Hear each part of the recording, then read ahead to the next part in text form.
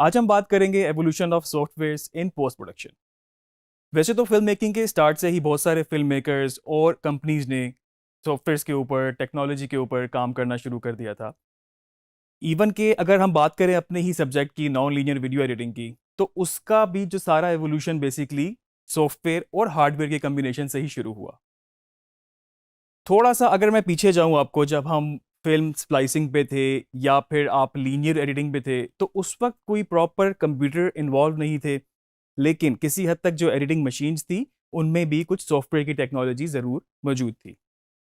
हम शुरू से बात करते हैं जब फिल्म स्प्लाइसिंग का दौर था, जब फिल्म पे ही एडिट होती थी, मैनुअल एडिट होती थी। तो 1924 में एक सॉफ्टवेयर बनाया गया। सॉफ्टवेयर कहना शायद इस वक्त मुनासिब नहीं, लेकिन मैं ये कहूँगा कि शायद एक ऐसी एडिटिंग मशीन बनाई गई जिसका नाम था मूवीओला। ये सबसे पहली एडिटिंग मशीन थी और इसमें फिल्म स्प्लाइसिंग की ही टेक्निक यूज़ होती थी। और जो फिल्म के ऊपर आपके पास जितनी भी विजुअल्स होते थे, उनको प्रीव्यू करने के लिए आपके पास बेहतर मशीन ऐसी आ गई थी कि आप उनको प्रीव्यू कर सकते थे और उनको काटने के साथ साथ ही स्प्लाइस कर सकते थे, आप उनको जोड़ सकते थे। तो एक ये भी, इसने इस मशीन ने भी काफ़ी अरसा काम किया फिल्म स्प्लाइसिंग के दौर में, और इसके बाद इसके और फर्दर मॉड्यूल्स भी बनते गए। उसके बाद अगर हम बात करें लीनियर एडिटिंग के दौर की, तो लीनियर एडिटिंग का दौर टेप वाला दौर था। हार्डवेयर पे बहुत ज़्यादा काम उस वक्त डिपेंडेंट था। टेप्स इन्वॉल्व थी, मशीनरी इन्वॉल्व थी, बड़ी बड़ी पैचिंग इन्वॉल्व थी।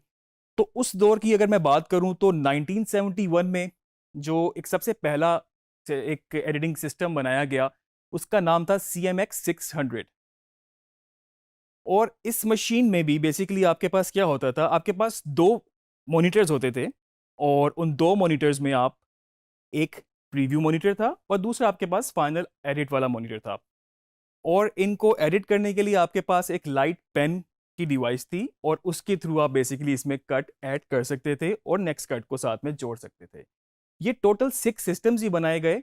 और ये बहुत एक्सपेंसिव एक सिस्टम था, जो कि हर एक कंपनी के लिए, प्राइवेट कंपनीज के लिए उसको परचेज करना मतलब बहुत ज़्यादा पॉसिबल नहीं था। ये बहुत ही महंगा सिस्टम था उस दौर के हिसाब से। तो ये टोटल 6 मशीन ही बनाई गई, और जिसको कुछ ब्रॉडकास्टर्स ने भी यूज़ किया और फिल्म मेकिंग इंडस्ट्री ने भी इसको यूज़ किया। 1980s में एक और सॉफ्टवेयर बना जिसका नाम था एडिट ड्रॉइड। एडिट ड्रॉइड भी बेसिकली एक एडिटिंग मशीन थी, और वो भी कमर्शियली बहुत सक्सेसफुल नहीं हो सकी। उसके भी कोई 24 सिस्टम्स बनाए गए। 1985 में एडिट फ्लेक्स के नाम से एक मशीन बनाई गई, एडिटिंग सिस्टम, और जो कि काफ़ी बेहतर साबित हुई। उसमें आप ये कह सकते हैं कि उस वक्त की 80% फिल्म मेकिंग जो थी बेसिकली उस मशीन के ऊपर कन्वर्ट हो चुकी थी। आपका पोस्ट प्रोडक्शन एडिट फ्लेक्स के ऊपर हो रहा था। तो अर्ली 90s में आप इसको कह सकते हैं कि पूरा एक रेवोल्यूशन था वीडियो एडिटिंग में और पोस्ट प्रोडक्शन में। 1991 में इसको फॉर्मली नॉन लीनियर एडिटिंग का नाम दिया गया, इस टर्म को। और इसमें बेसिकली आपके पास कुछ सिस्टम इन्वॉल्व हो गया। सिस्टम से मुराद मेरा कंप्यूटर है, और कुछ हार्डवेयर इन्वॉल्व हो गया। और उसके साथ साथ कुछ ऐसी मशीनरी, जिस तरह की अगर आपके पास टेप पे फिल्म रिकॉर्ड हुई हुई है, तो आप उसको कन्वर्ट करने के लिए, डिजिटाइज करने के लिए आपको वो रिकॉर्डर प्लेयर चाहिए हो। फिर आपको एक ऐसा हार्डवेयर चाहिए हो जिससे आप उसको पैच करके अपने सिस्टम के अंदर उसको डिजिटाइज कर सकते हो। EMC2 के नाम से एक सबसे पहला non linear video editing system बनाया गया 1989 में। इसको बनाने वाली कंपनी थी एडिटिंग मशीन कॉरपोरेशन। और इसके बाद मजीद सिस्टम बनते चले गए। एविड, जो कि अभी भी बहुत बड़ा नाम है, उसने अपना सबसे पहला सिस्टम एविड 1 के नाम से बनाया। और एविड अभी भी खासतौर पे पोस्ट प्रोडक्शन के सोल्यूशन और ब्रॉडकास्ट के सोल्यूशन देने में अभी भी बहुत आगे है। एविड ने कुछ लिनक्स बेस्ड और साथ में मैकिनटॉश को भी यूज़ करते हुए अपने सॉफ्टवेयर डेवलप करना शुरू किए। उसके बाद बहुत सारी और प्राइवेट कंपनियां भी मैदान में आई, सॉफ्टवेयर बनाने लगी, कुछ कंप्यूटर पूरे सोल्यूशन बनाने लगे, मैक के बनने लगे, पीसी के बनने लगे। मैं अगर आपको कोई मोटे मोटे नाम भी इस वक्त ले दूं, तो इस वक्त सॉफ्टवेयर जो सबसे ज़्यादा, बहुत ज़्यादा उस वक्त मार्केट में इन है, उनमें आपके पास मैक का आई मूवी है।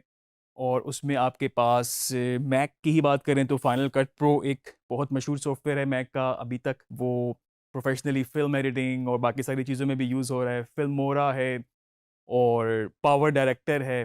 टीडियस है। आपके पास सॉफ्टवेयर कोई भी हो, जो एडिटिंग वीडियो एडिटिंग की जो ग्रामर है, जो फ़िल्म मेकिंग की ग्रामर है, वो चेंज नहीं होगी। एडिटिंग सॉफ्टवेयर एक टूल ज़रूर हो सकता है आपके पास, लेकिन जो आपकी कन्वेंशंस हैं, वो आपकी सेम रहेंगी। हर सॉफ्टवेयर कट लगाता है, हर सॉफ्टवेयर इफ़ेक्ट लगाता है, हर सॉफ्टवेयर में आप ऑडियो को ट्रीट कर सकते हैं, आप उनकी मिक्स मास्टरिंग कर सकते हैं। लेकिन जो फ़िल्म मेकिंग की कन्वेंशंस हैं, जो उनके रूल्स हैं, वो वही रहेंगे। तो सॉफ्टवेयर पे आपने ज़्यादा डिपेंड नहीं करना। आपने सिर्फ़ अपने स्किल्स के ऊपर डिपेंड करना है। आपने वो स्किल सीखनी है जिसकी वजह से एक अच्छी फ़िल्म बनती है, एक अच्छा एडिट बनता है।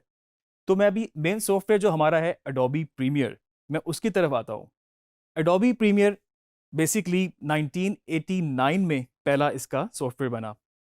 2002 के बाद एडोबी प्रीमियर प्रो वर्जन आया और उसके बाद उसके मुख्तलिफ वर्जन आते गए।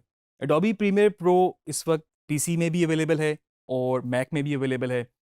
और जब से इसके लॉन्च के बाद बहुत सारे फिल्म मेकर्स ने इस पे काम करना शुरू किया और उसके बाद मेजरली मैं अगर इसमें नाम लूँ, CNN, BBC सब इसको शुरू से यूज़ कर रहे थे और बहुत सारी फीचर फिल्म भी इसके ऊपर एडिट हो चुकी हैं। इसका मेन फीचर आगे जाके हम सॉफ्टवेयर में और भी इसको डिटेल में डिस्कस करेंगे, क्योंकि हमारा मेन सॉफ्टवेयर आगे थ्रू आउट वीडियो एडिटिंग में यही रहेगा।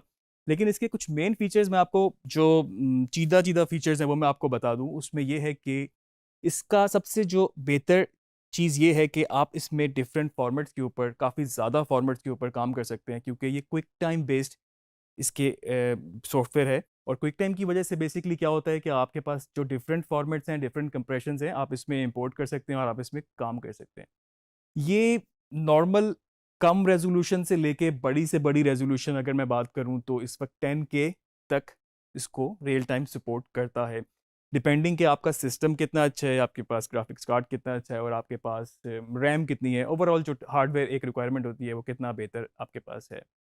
फ़िल्म में, ब्रॉडकास्ट में, डिजिटल मीडियम्स में आजकल जितने भी आप सोशल मीडिया प्लेटफ़ॉर्म्स देख रहे हैं, तो उसमें ये इस वक़्त मेजर सॉफ्टवेयर के तौर पे यूज़ हो रहा है। और सेकंडली सबसे बड़ी बात, जो आपकी फ्रीलांस मार्केट है, उसका भी ये एक बहुत इम्पोर्टेंट सॉफ्टवेयर है। अपवर्क हो गया, फाइवर हो गया, क्योंकि अगर आप मैक बेस्ड की बात करें तो मैक सिस्टम बहुत ज़्यादा कॉमन नहीं होते, लेकिन एडोबी प्रीमियर बहुत ईज़िली आपको अवेलेबल भी है, आप इसको डाउनलोड कर सकते हैं, आप इसको परचेज़ कर सकते हैं। जब आप खुद से अपनी वीडियोज़ को क्रिएट करेंगे, जो चीज़ आप फ़िल्म करेंगे, उसमें इफ़ेक्ट्स डालेंगे, उसमें म्यूज़िक डालेंगे और जितना ग्लैमराइज़ आप इसको पोस्ट प्रोडक्शन के थ्रू कर सकते हैं, जब आप करना सीख जाएँगे, तो आप इसको बहुत एन्जॉय करेंगे। तो मेरा ख़्याल से नेक्स्ट मॉड्यूल में हम इसका इंस्टॉलेशन की तरफ जाते हैं और कुछ टेक्निकल रिक्वायरमेंट्स क्या होती हैं सिस्टम की, उस पे भी हम नेक्स्ट मॉड्यूल में बात करेंगे।